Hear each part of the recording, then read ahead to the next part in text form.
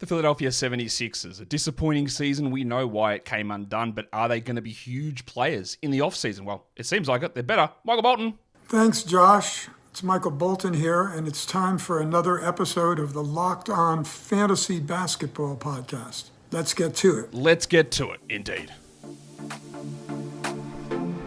You are Locked On Fantasy Basketball, your daily fantasy basketball podcast, part of the Locked On Podcast Network.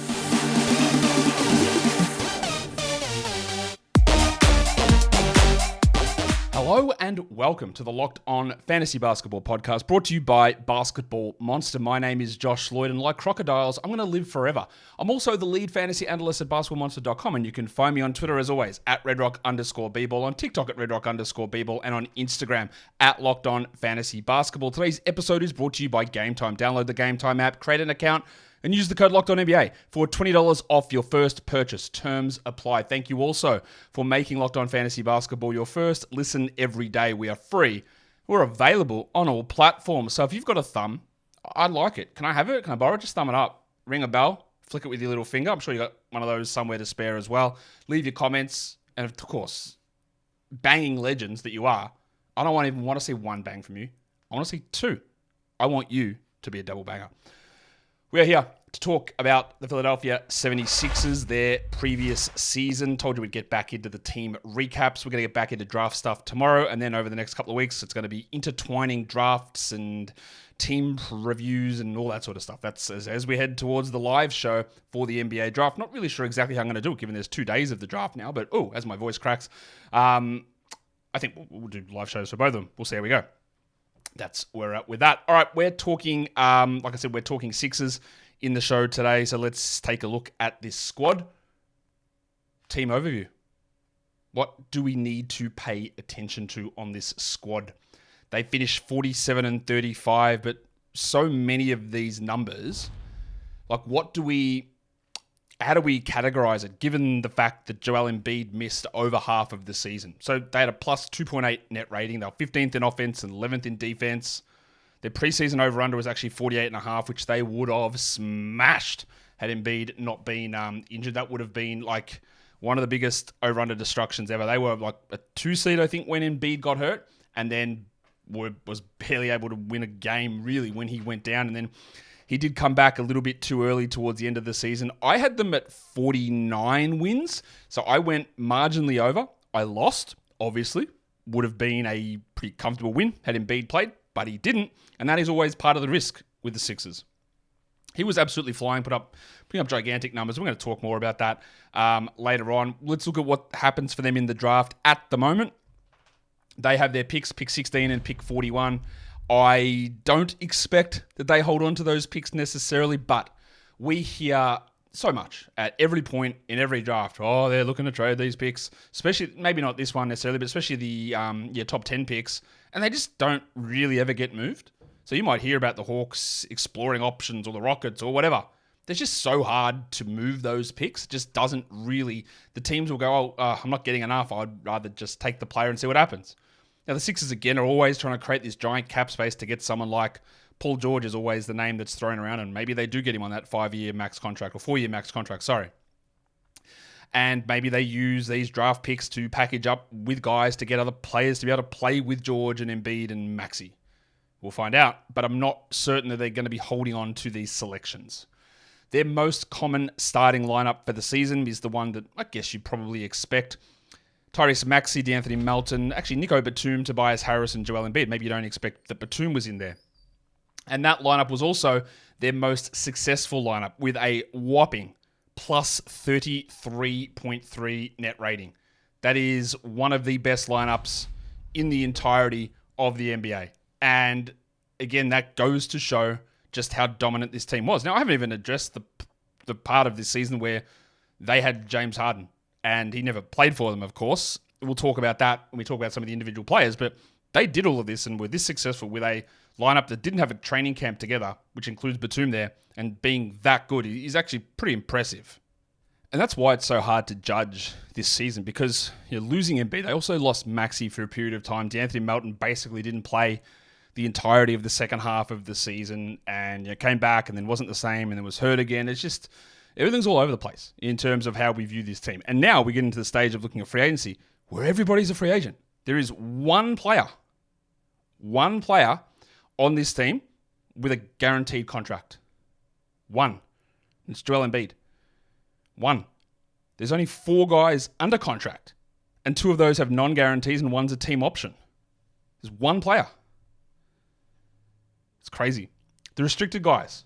We know that this is Tyrese Maxey. The other one is two-way legend Terquavion Smith.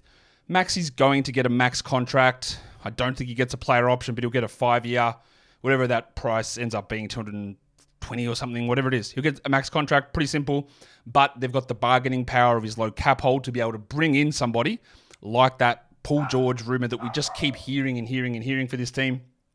So he's going to get a max. There's no question about that. Whether Smith comes back or not, I don't think he does, but I don't think it really cares. And then we get into the unrestricted guys. And for all of the 15 team recap shows I've done, there has been no team that has had more than 1 page of unrestricted guys, and we have 2 pages here. Tobias Harris, Buddy Hield, Nico Batum, DeAnthony Melton, and Robert Covington. Harris, Hield, Batum, and Melton started tons of games for this team. I don't think Hield will be back. I don't think Harris will be back. Melton probably, but I don't know. Batum probably, but I don't know. Everything about this team and these guys is going to be quite different, it appears, heading into next season. Harris cops a lot of crap. I think there's a lot of expectation on him, and sometimes this is just contract related. Well, you're paid like a max player, then why are you doing these things? And in the end, like, he's totally serviceable as a player. Obviously, significant downsides to what he does, but there are sometimes the expectations are a little bit too high on him. Hield was a complete disaster for most of the time in Philadelphia.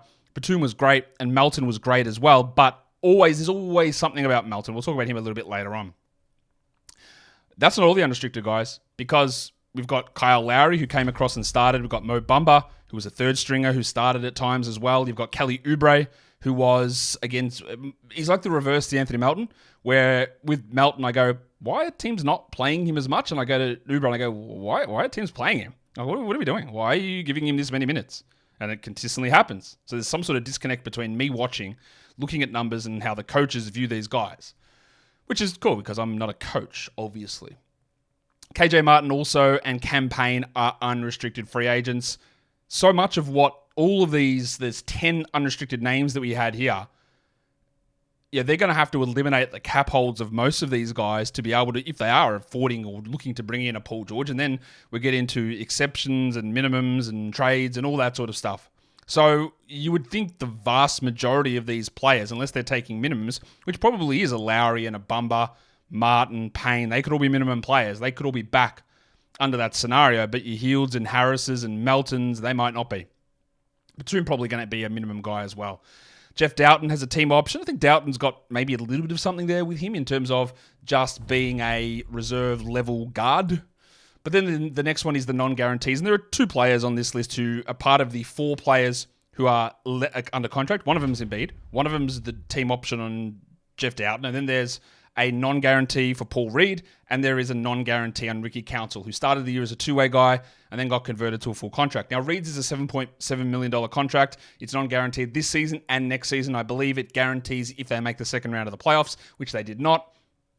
7.7 for Paul Reed is 100% getting guaranteed. There's no question about that, I don't think, unless they need the extra space to sign free agents. But then again, you're losing and you might laugh at this, but you're losing literally a quality backup center for $8 million.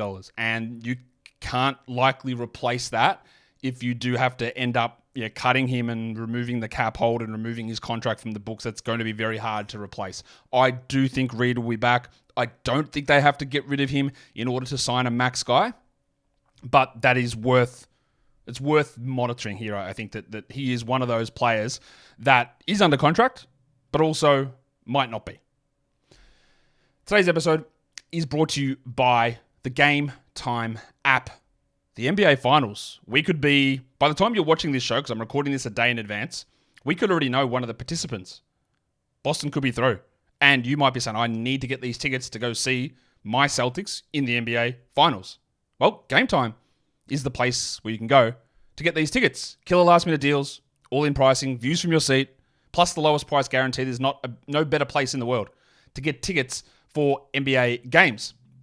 You can go in there and you can find the flash deals, which is last minute stuff and things in your area, not just NBA finals, of course, Major League Baseball, comedy, theater, musicals, all that sort of stuff. Got your zone deals as well. You get the views from your seat. So in all the venues, you can see exactly what you're going to be seeing when you purchase those seats. It's a panoramic view in the app of the seat that you will be sitting in. So take the guesswork out of buying those NBA Finals tickets with Game Time. Download the Game Time app, create an account, and use the code LOCKEDONNBA for $20 off your first purchase. Terms apply. Again, create an account, redeem the code LOCKEDONNBA for $20 off your first purchase. Download Game Time today. Last minute tickets, lowest price guaranteed. Okay, so we've looked at the team. Let's look at the players. Start off with the guys who are starters. That's a good place to start. A lot of saying the word start there. And of course, we have to start with Joel Embiid, who was, in -1 rankings, the number one fantasy player per game. He was awesome. He averaged almost 35 points, 11 rebounds, almost 6 assists. Nick Nurse really unlocked some of the passing. 1.2 steals, 1.7 blocks, 1.4 threes, 53 and 88. Like just an unbelievable fantasy game. Unbelievable. He played 34 minutes a game. Unfortunately, he played 39 games. And there was a lot of disgusting stuff, I thought, about Embiid that was thrown around so much during the season about how he was a coward and he wouldn't face Jokic and all this stuff, and he gets out. And definitely this stuff, 100%, I'm not saying it's the only reason, but it contributed to him getting hurt. There is no question about that. Because this is a man, obviously, who is prideful. You might think you're prideful as well, and you've got an ego. We all do. But you hear this stuff continually. And even though your knee is rooted, and it is, he is going to push through stuff at times when he shouldn't. And he did, and he got hurt. And then he had the meniscus surgery, probably came back too early from that as well. And he is now 30, and I am, unfortunately for Embiid, that is not a good age. That is too many knee injuries now that I am out on taking Joel Embiid in the first round. I'm out. Now, I am not I avoid this guy for injury proneness because I understand that there is a ton of variance in game-to-game value every season. I am, I will say the pioneer, but that sounds very self-wanky. I am the person who tells you this, who shouts this from the rooftop, who you all get angry about at me for saying this stuff. But absolutely consistent, persistent knee injuries is where I start to draw the line. It's not about, did you break your hand? Did you get a concussion? Did you strain your back? Did you twist your ankle? I don't care about those things. That stuff is random. It can happen to anybody. Multiple knee meniscus tears, multiple knee ligament tears, then your knee becomes more prone to that same injury happening again. Now, I don't care about the random hand injuries or broken face from Embiid. He doesn't have the back problem that he used to have. I don't care about any of those things. It's the knee now. That is that is going to be, when we do the Clippers, that's the same with Kawhi. I'm done with that as well. That is too many knee injuries, knee surgeries, and another player who pushed too far through this player participation policy that is going to not necessarily end his career early, but cause some real problems, I think. These numbers are unbelievable. 100th percentile EPM, 100th percentile CPM. He was basically the best player in the NBA when he went down. He had 100th percentile offensive load. His best comps were year 6 David Robinson and year 7 David Robinson. We know what a legend David Robinson is as a player. But he's 30. Nick Nurse is not going to go easy on the minutes. Embiid looked like he could barely move once he came back, and even for half the games he played, he looked like he couldn't move.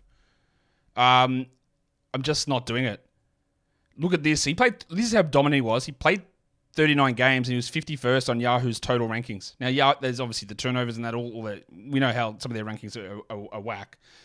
But I wouldn't touch Embiid in the first round. Second round, I would consider it. But I'm not drafting him in the first round. And maybe you can bring this back to me later on when we get to draft season in September. But I just can't see how I can do it. That is too many knee injuries for me. That it is built up. And that is just, I just don't feel comfortable with that anymore. And I am someone who will take many, many risks or remove. I have a long-term view on health and injuries, as you're probably well aware. I'm done with that. Tyrese Maxey. Great season for Maxey. I His ADP was 57. I got him at like 49 in draft, so I had him around that 40 or 50 mark, I'm pretty sure. But he blew through my expectation. But we have to always look at this with Maxey through the lens of when we did fantasy drafts, we did not know what was happening with James Harden. Now, you could say with 90% certainty that you knew that Harden would get traded, and I agree with that. We had the expectation that Harden would get dealt. But what we didn't know is we thought that Harden would get dealt, and Daryl Morey would hold out and would get somebody who was a really high-level player to take the Sixers to the next level. And then that would have an impact on where Maxey's touches were, and even though he might elevate from third guy to second guy, would they bring in another guard who'd take some of the touches away? So there was the worry that, hey, maybe Harden would come back and play. I don't know. Maybe he would get traded. Maybe another high-level star would come in. But none of that happened. Harden didn't play. He was traded very quickly, and not a single usage player or star player came back. So it was absolute best-case scenario for Maxey. He finished 29th in -1, 23rd on Yahoo, 24th on points, averaged 26 with 3.7 rebounds and 6.2 assists, hit 3 threes at 37%. What's really interesting is the defensive stats, because early in the year, he was like the 9th ranked player. And that was in that part of the year where every guard was getting credited with blocks left, right, and center. He was flying. And we talked a lot about this on the show, saying these numbers are fake. These block numbers are fake. They are going to come back down. So when we look at him being 29th in -1, understand that some of the defensive stats, the steal and the half a block, are actually elevated. And they might not even get to that level next season. So he is going to be Tyrese Maxey, who is 23. He'll be 23, almost 24 when the season starts. He played 38 minutes a night. That can't go higher. There is going to be an expectation that Maxey is going to get better than this next season. And he might, but he also might not. 26, 4 and 6 with a steal is great. What's the scope for this to get better? Embiid missed 40-plus games. He was floated early with big defensive numbers that came back to earth. If you start to take Maxey at 13 or 14, and some people will, and I'm not saying it's going to be wrong, but what's the argument? What improves here? 30 points a game? Probably not. 8 assists? Probably not. It's got to be percentage. He's got to go from 50% on twos to 55% on twos. Take your field goals up to 48. That gets you an extra point and a half, and then you roll. But we also remember that the usage was up because Embiid was not there half the season. I'm not saying that Maxey's going to be a bust because he's 23. He can easily improve. Maybe he has an outlier steal season. That is possible. And goes to 1.4. But there are a lot of ways to look at this and go, well, Maxey will get this max contract. Maxey will have natural growth in his game. I will take that, much like people took Anthony Edwards at like 9 or 10 or 12 this season, and it didn't work out. And I fear that if you go into the top 15 or 14 for Maxey, the return on investment scale is really low. Like, the likelihood is it doesn't hit that. And that is what we've got to be careful of. Now, maybe what it is that he's great at free throws and those attempts just go up and that helps. But Embiid is going to be there, and Embiid takes the free throw attempts. His best comps, much like Embiid, it's the same bloke. Year 4 Donovan Mitchell and year 3 Donovan Mitchell. And that's great. We love Donovan Mitchell. We love what he does for fantasy. He took that step up when he went to Cleveland, but different story, isn't it? Playing in Cleveland versus playing next to Joel Embiid. EPM 94th percentile, CPM 86th percentile. That all loves him. His free throw rate 65th percentile, and that's the thing. That's where it's got to grow. And it can. Year 5 players, free throw percentage or free throw rate is one of those things that increases a lot. If that pushes to 80th, 85th, 89th percentile, then he does become probably a top 20, top 15 guy. But that's realistically, I think, what you've got to be banking on if you're going to take him that high. And with Embiid there, that might become tough. And what if it is Paul George there? Does Maxey's usage take a hit? How does his free throw rate get there? Because George wants the ball. So I'll flag it now. I don't know where it's going to be. We've got a lot of stuff, a lot of water to go under the bridge. I'll flag it now. Absolutely a great third round pick Maxey will be. Second round, maybe. Got to be real cautious, though, about what we're expecting to improve from Tyrese as we move forward.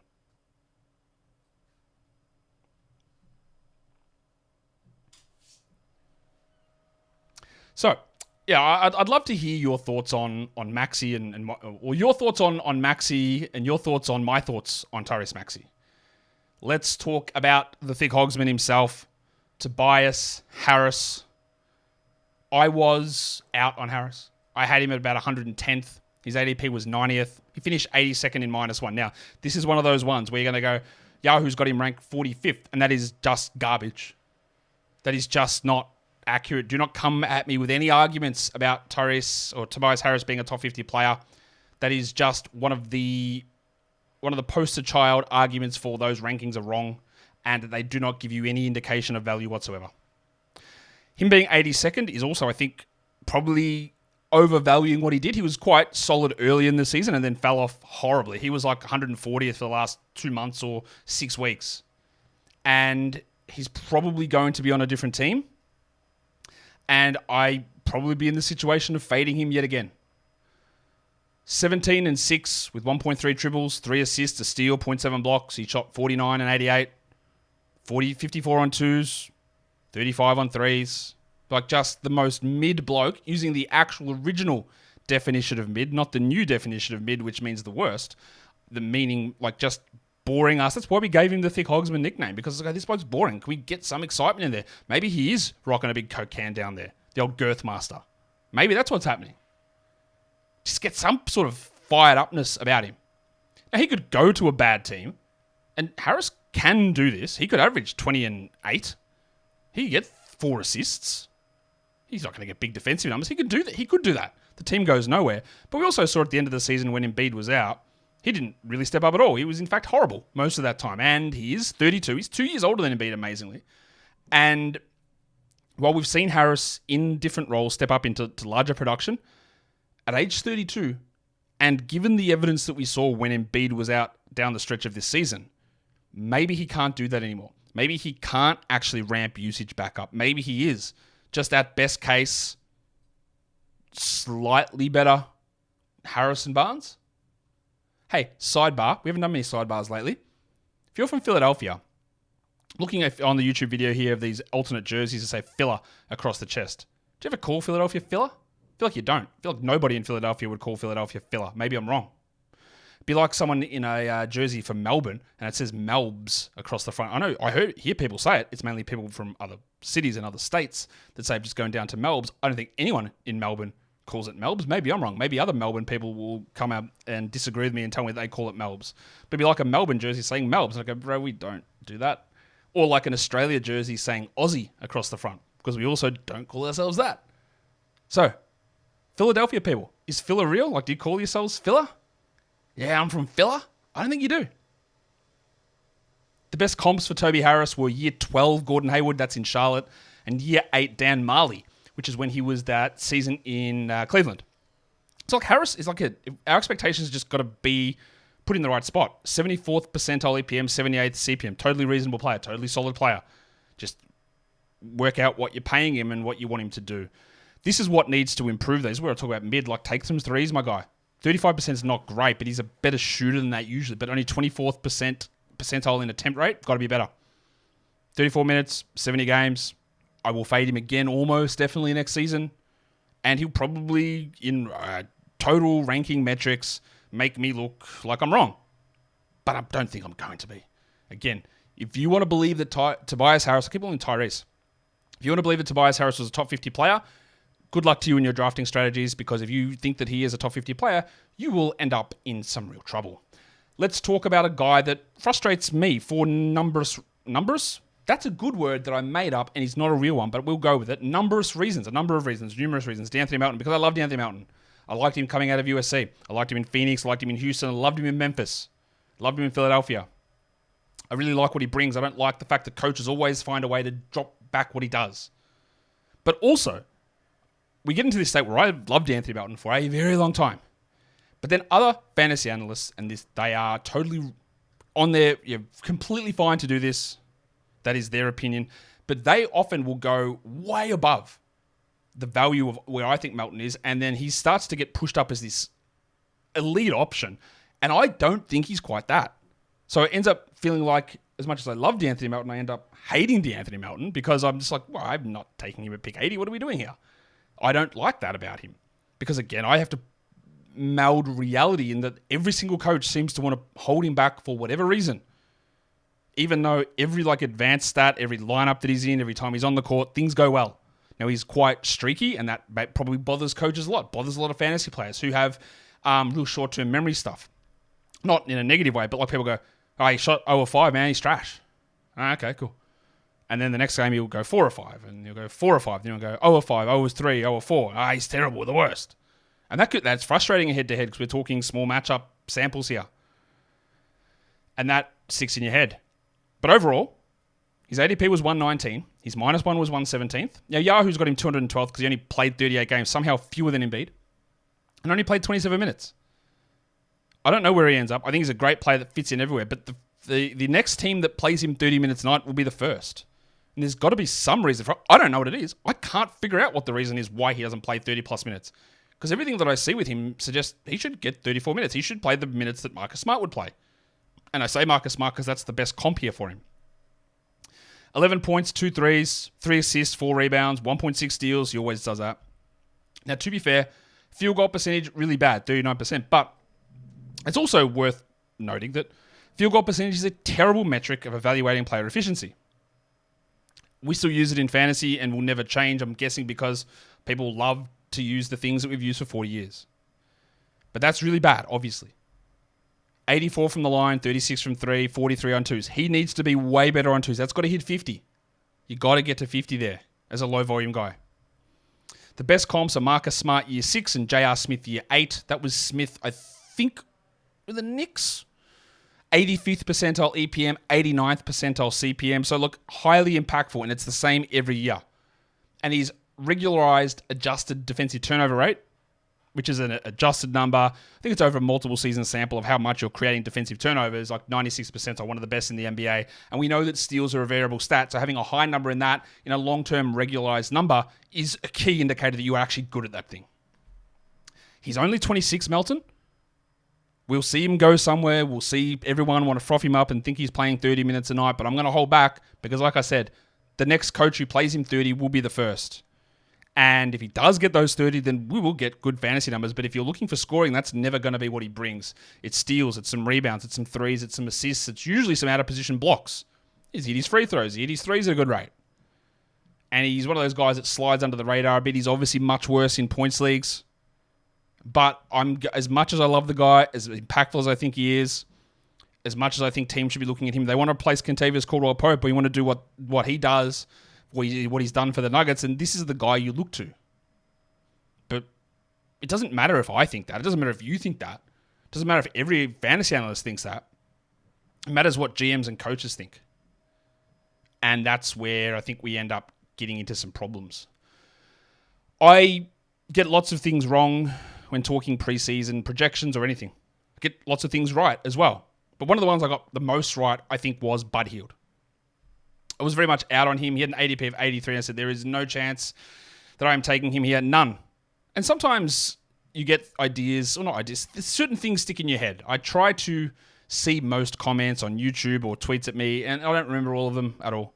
But sometimes things stick in your head. I remember the guy getting aggressively angry where I was like, Buddy Hield is a huge fade at 83. We don't want anything to do with him there. And this guy just kept going on and on. How dare you? You're embarrassing yourself. You're embarrassing your viewers. How dare you tell people that? It's a great pick at that spot. You absolutely have no idea what you're talking about. And then after about 3 weeks, the guy chimed back in and says, see, Buddy Hield's now starting. And he's going to have these great numbers. And you're an idiot. Why would you mislead everyone? And for some reason, that sticks in my head. I don't know why. So, hey, if you want yourself to stick in my head, you can say some outlandish crap in the comments here on YouTube. Maybe it'll hold. But this was pretty obvious to me with Hield. Hield is a one-trick pony. He shoots threes. And unless you play 33 minutes a night and get good usage, he's not a good fantasy player. And we knew heading into this season that A, he had requested a trade because the Pacers had said, yeah, we're not actually going to pay you like a starter because we don't think you're going to be a starter for us. That was my interpretation, and that's pretty accurate.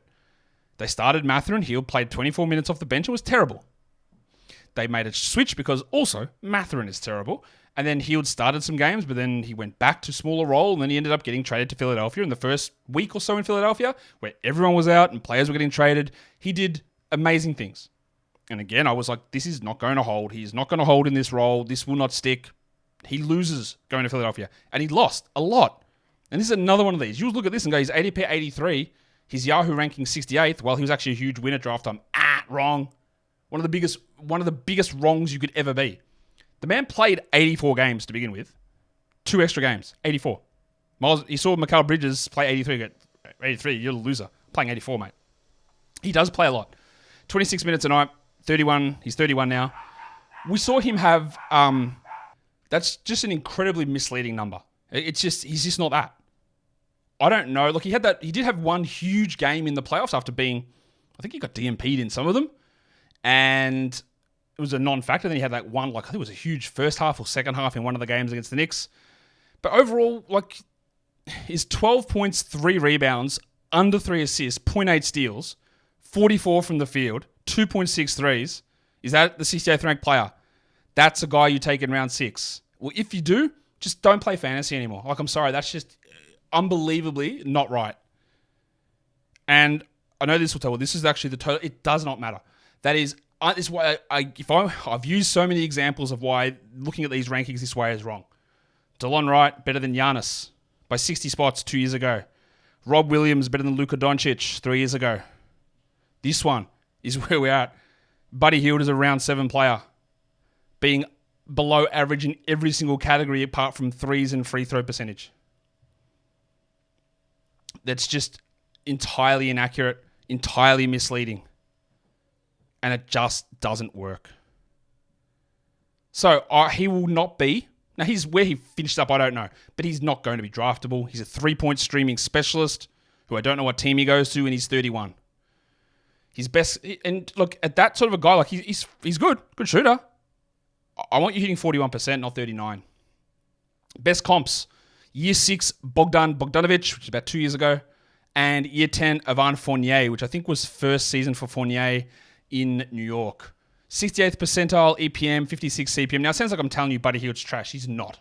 He is a solid enough role player, but that's what he is. He's a 3-point specialist role player who is just not a 30-plus minute a night player anymore, and is 100% not a fantasy guy. Shot quality, which is the crafted metric for how good of a shooter you are, puts him 98th percentile. Totally reasonable. Takes a lot of threes. They go in. They're difficult threes. That's all great, and I believe all of that. But that 68th ranking spot is just not realistic. This next guy is a pretty confounding player to me as well, because I watch Kelly Oubre play. I look at his numbers. I look at the coaches that he plays for, and I go, there's no way this guy is going to like what Oubre does. An offensive black hole who's inefficient, who doesn't really defend that well. What are we doing here? But the last 2 years, Steve Clifford and Nick Nurse have played Oubre strong minutes. Now, to be fair to Nurse, Oubre, who for the second time in his career was left dangling as basically the last rotation player available to sign in free agency because no one wanted him. Teams get him, and then he comes in, and then things open up somehow, which is what they did in Philadelphia. Players got hurt. Oubre found his way into a starting role, and then someone would get back healthy, and he'd move back to the bench, and then someone would get hurt, and he'd move back to starting. So he ended up playing 30 minutes a night. He's 28, but he's just not a very good fantasy player, or I think a real life guy. So I'm just going to always push on the side of skepticism. What does Oubre do? 134th in -1 rankings, 30 minutes a night. 119th in points. These are very much back-end players with things working very much in his favor in terms of how the rotations played out. He averages 15 points, below average for fantasy. 1.5 threes, below average. 5 rebounds, actually marginally above average, but about bang there. 1.5 assists, that's a non-existent number. 1.1 steals, that's probably where he's getting some of this value, is these steals around that mark. Now, in the past, he's been a bad defender, but he has upped that number lately. And then 0.7 blocks. He shoots 44 from the field. That's bad. 75 from the line. Also bad. 51 on his twos. Not bad. 31 on his threes. Horrendous. He's a poor efficiency, volume shot chucker who doesn't pass or defend, yet these coaches who value these things allegedly give him minutes. I don't understand it. Now, there is value in being able to create your own shot. And he's one of these guys that gets a lot of love for numerous reasons. Because A, he's very handsome. He's a very attractive man. So people love that about him. He's also one of those guys that gets hot. Not from a physical standpoint, we know this. We see he's hot. But from a basketball standpoint, he'll get hot and he'll go 7 of 9. Kelly Oubre, he was available on a minimum. Look at these. Wow, what a steal. And that's great. We know how media works. Highlight reel bias. We know how social media works. We know that people, you, me, even, short-term brains. Look at Oubre, man. He went crazy. Absolute crickets when he goes 1 of 7, 1 of 6, 10.0 assists in the next 4 games. Nobody says a thing. Pops off again. 30 points. Hits 7 in a row in the final quarter. Won on the game. Look at that. What a steal. Oubre dominating. Best signing of free agency. And everyone loves it again. But if you just look at the totality of everything he does over every part of his career, it's the same stuff. He shoots at volume. They don't really go in very much. And he doesn't do anything else. And at some point, he's going to be playing in a season where the guys in front of him don't get hurt. We don't get 2 usage players in the pecking order ahead of him out. Or the coach is going to go, I can't with this guy. Who does he think he is? Because that's what I do watching. I go, who do you think you are? Well, give the ball to somebody else. Because they're going to have a better chance of it actually going in. And it sounds like I'm just being harsh. I just don't understand the infatuation about Oubre from these coaches where it just very clearly look and go, this isn't good. What are we doing? Anyway, the best comp for Oubre was Jeff Green, who's probably the player that gets comped in nearly every guy in the NBA at the moment. It's crazy. Like there's always these Jeff Green year 8, year 9 seasons that appear everywhere. I'm sure. No problem. Yeah, we know Jeff Green. So I don't get it. I don't know where he's going to end up. Is he going to sit around September the 15th and not be signed anywhere, then get a minimum contract and go to a team and be the 9th man, and then 3 wings in front of him get hurt and he plays 31 minutes a night and averages 18 points on 50% shooting? Like, I don't know. But crafted plus minus, 36th percentile, terrible. 66th in EPM's okay. Box creation, 46th percentile. Again, has the ball in his hands a lot, does not create a thing for others. He's below average in the league at creating or being a guy that creates offense. That's your own shots, it's shots for teammates, all that sort of stuff. He's just a guy that I like as a player. I like as a person. I think he seems really cool. He could find a really nice role, but he just seems to be put in the worst positions by himself and his team, and it nearly always ends up negatively. Nearly always. Let's talk about the next guy that unbelievably was a starter on this team. Now, would he have started had DeAnthony Melton been healthy? I don't know. But this guy kicked Buddy Hield back to the bench, and that's 38-year-old Kyle Lowry, who eventually ends up in Philadelphia after, of course, being linked with Philadelphia his whole life. 38 years of age, he played 28 minutes. He's obviously done as a high-level contributor, but he still flashed a few little things. 147th in -1. I think you'd be shocked to know he's 150th ranked or top 150 player. 179th in points. He wasn't drafted in many leagues, 34% of leagues. 8 points, 3 rebounds, 4 assists and a steal. 43 from the field, 39 on threes. What he was able to do was hit some threes, more than Oubre. Get a steal, get some assists. The best comps for him, not many players play this long. Darrell Armstrong, year 13, and George Hill, year 15, which I think was the year that Hill actually played in Philadelphia. 70th percentile EPM, 59th CPM, which, again, is better than Oubre, but that's great at age 38. His box creation, 65th percentile. So we know that that's dropped significantly from where he was in Toronto and even the first year in Miami. And wherever Lowry moves now, like he's going to do those annoying things defensively. Coaches are going to love some of the things he does, but we're just having no faith in this. And no team should have faith in it. He's 38. He's going to turn 39 at some point during next season or the end of next season. His volume is way down. He doesn't have any of the juice to take shots anymore. We're seeing it happen with Chris Paul as well at the moment. Is that they just don't have the ability to have that level of usage. The minutes have to come down. They're going to come down again for Lowry, I'm pretty sure. And then if he has a shot season where he doesn't shoot 39%, then you just can't trust him at all. But he's a guy that they did start quite a bit. And defensively, he was fine. But I just don't see any team really being able to prioritize that. And they're all the guys who I consider starters on this team. What about some other players? The other players of note. Well, let's talk about him. Let's talk about B-Ball Paul. Let's talk about Paul Reed. And you guys can get your little I don't even know what I was going to say then. Is that the right screen? I'm trying to work out whether we're on the right screen there. You guys can get your recordings out, your screen clips out, because I know that there are plenty of you who, in this trying time of free porn everywhere, you struggle to find things to pleasure yourselves to. So get ready. Clip this one. It can be free. I was wrong about Paul Reed. I was wrong about taking Paul Reed in like round 12 of drafts because I think we know why, but let's talk about why. Reed is a guy that has had always a great fantasy stat profile. Reed was going to be the unquestioned backup to Joel Embiid, and we thought that's fine. We know that. And then old mate, self-branded hat legend, Nick Nurse, came out and said, well, actually, I can see Paul Reed's been working on his three-point shot. Hey, I can see actually a bit of Pascal Siakam in him.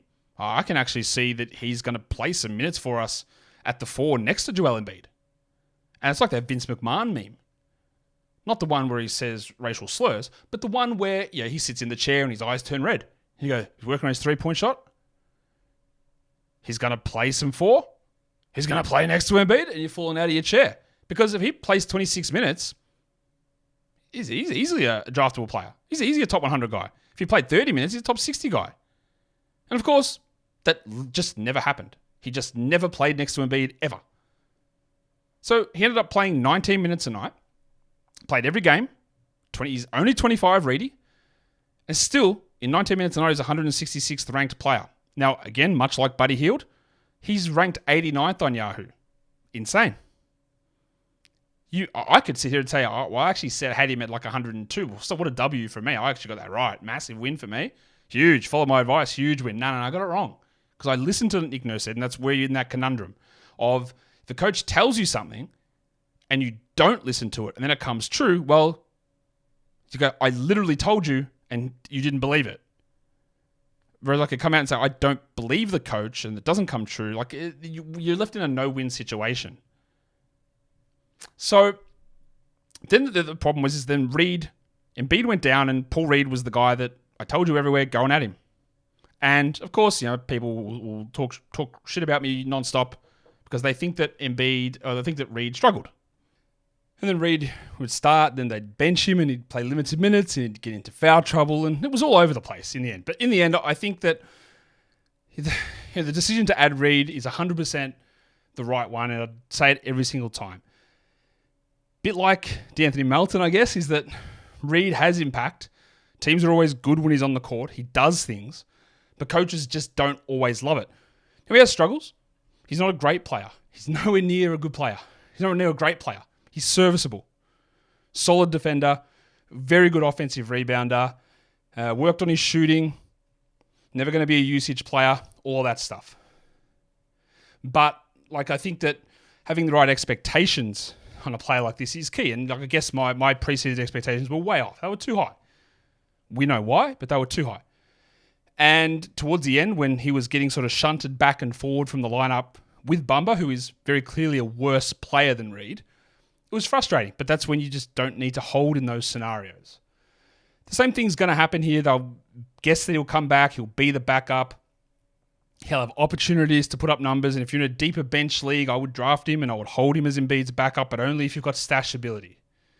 He was 76th percentile EPM, 79th in CPM. Very good. 95th percentile in defending the rim frequency. So he just contests a lot of shots. He averaged 7 and 6 with a steal. So with 0.8 steals and a block in 19 minutes. He shot 37 on his threes, 56 on his twos. His field goal percentage did drop. And part of the reason he was able to be a very good fantasy player was steals, blocks, rebounds, some threes, but really good field goal percentage. And that did fall, so that hurt. But overall, he was a disappointment for reasons that we easily understand. But I also think that depending on how you viewed him, I think some of your expectations or your understanding of the impact may be a little bit off versus what he actually did. So, a serviceable backup who's a really good impact player who can never be a full-time starter, but also one of those guys that, much like Melton, we have to understand that coaches are going to put a limitation on him for whatever reason it is that they choose to have that, or they choose to limit him, whatever that is. I'm only going to talk one more guy. I'm not going to go into Rob Covington. I'm not going to talk KJ Martin. I'm not going to talk about Cameron Payne even. I'm going to talk about Ricky Council, the mayor, Ricky Council the fourth. Two-way guy, played only 32 games, 9 minutes, got converted from a two-way because I thought he showed something, and so did the Sixers, obviously. Now, this is not someone we need to get super excited about. For those of you who aren't in deep dynasties, you don't care about this. 489th in -1, 420th in points. He averaged 5 points a game in 9 minutes. That's actually unbelievably high. That's unbelievably high. 1.4 rebounds, half an assist, shot 38 on threes, 53 on twos, which, as a rookie who can't shoot, I think he was at 28% at Arkansas. That's encouraging. 75 from the line. Encouraging. Showed the ability at times when they were undermanned, where he would get the ball and go, all right, I'm going to actually ramp up my usage and show you guys that I can not take over necessarily, but I can adjust to the role. And given the size that he is, given the role that he could play, I don't know. I just think there's just something small there with Council that was enough for me to say, oh yeah, I get why they converted him. I could see this guy being a rotation player in year 3 and being somewhat interesting. For the G League, he played 27 games, 34 minutes, 24 points. He shot 38% on threes on 6 attempts, which again is huge for a guy that couldn't hit him in college at all. He went 78 from the line, so I think that's real. 0.9 steals and 0.7 blocks isn't ideal.